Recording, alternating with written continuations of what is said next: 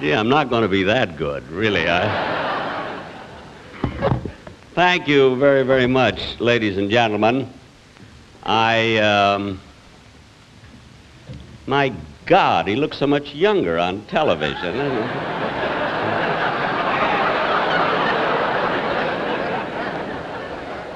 I guessed it, didn't I, when I walked out?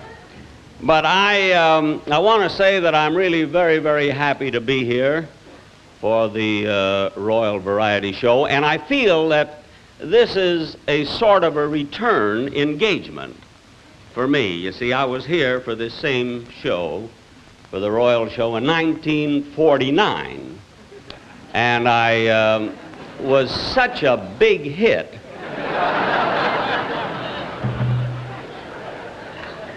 that they brought me right back again 12 years later, you see. Fortunately, I've had other work in between, you know. I mean, I don't depend on this entirely for a living or anything, you know.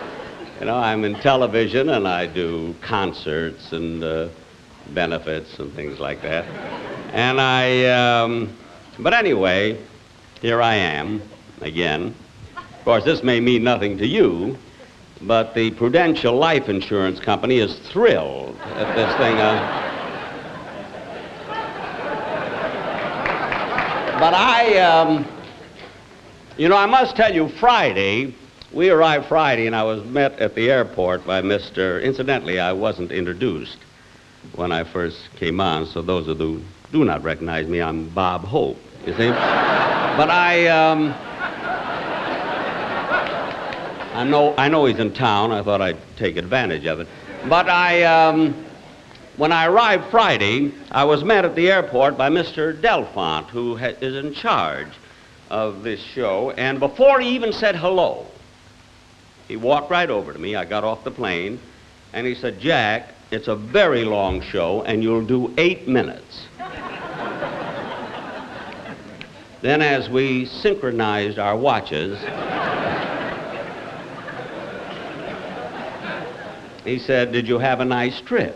And I said, "Yes." And imagine, I flew 8,000 miles practically to do 6 or 8 minutes. 8 minutes he allowed me. Let's say 8 minutes, that was it. And he, of course, I can't understand. I was here, when I was here in 1949, they allowed me 35 minutes, you see. But of course, that was for landing, doing my act, and getting out of England at this time. This I couldn't figure out at all because my great-great-great-grandfather was a British hero, you know. His name was Benedict Arnold. And we don't talk very, very much about him at home. But I must tell you, I have a doctor here. I'm not changing the subject or anything. It's about my arrival. But I have a doctor here in London who is one of my closest friends. And we've been friends for many, many years. And although we do not see each other often, we write to each other, correspond. And he worries about me a lot, this doctor here. And I'm not going to mention his name. First place, it's not ethical, you know. And then in England, I wouldn't save anything anyway. But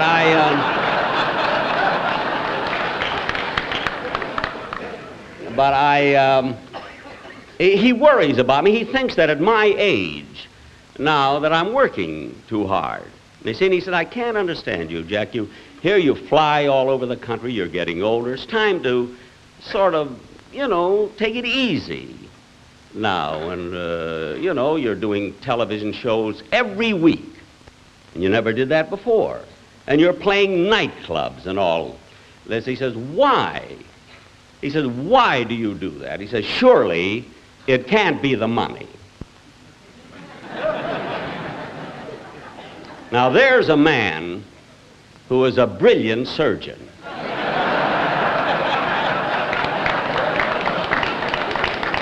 But the minute you take off his rubber gloves, he's an idiot, you know. May I have my violin, please?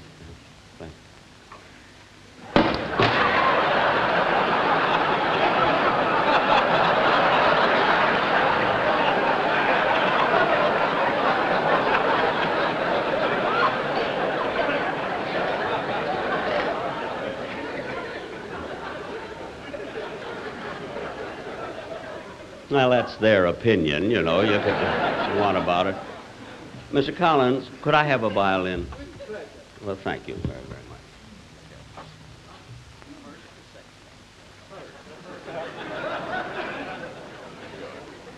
And I'd like to play my theme. You know, I must say that I'm a little bit nervous tonight. I don't know whether you can notice it.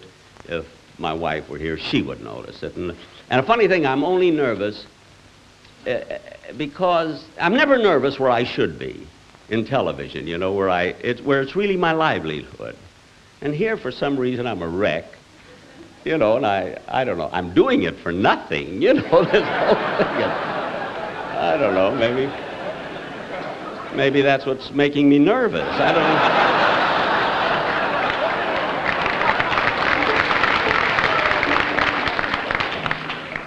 But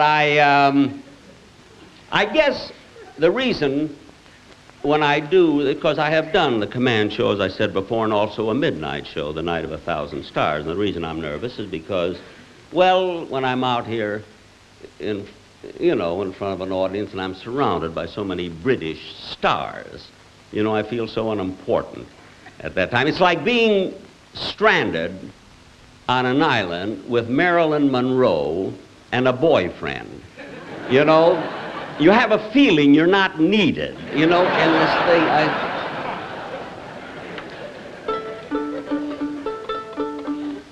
Could I have A, please?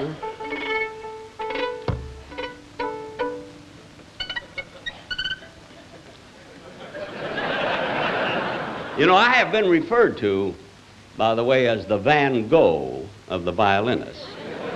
Because during my last concert, I was playing Mendelssohn, and a woman got up in the middle of the house and said, "My God, he's lost his ear," you know, in this thing, and that's how.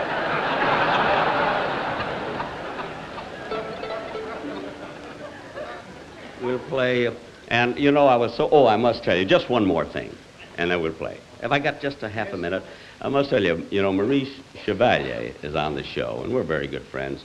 So I thought, here's a chance. He's coming back to America pretty soon, you see. So I thought I'd ask him if he'd be a guest on my show.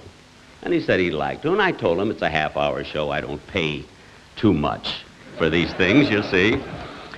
And I asked him what he wanted for about 5 minutes as a guest. And without hesitating, he looked at me and he said he wanted $7,500. This is for 5 minutes, you know.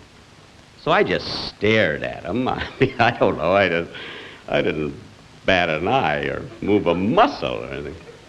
I believe they call it temporary paralysis.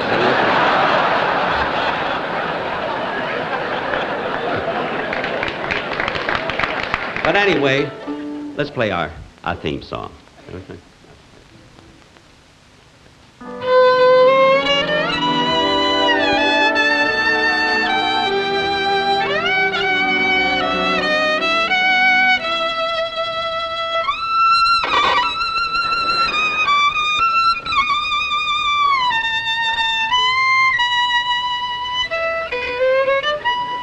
Dave, why did you stop? You're 8 minutes are up. Oh, I see. Oh, well, I'm sorry. There you go. Thank you. Thank you very, very much.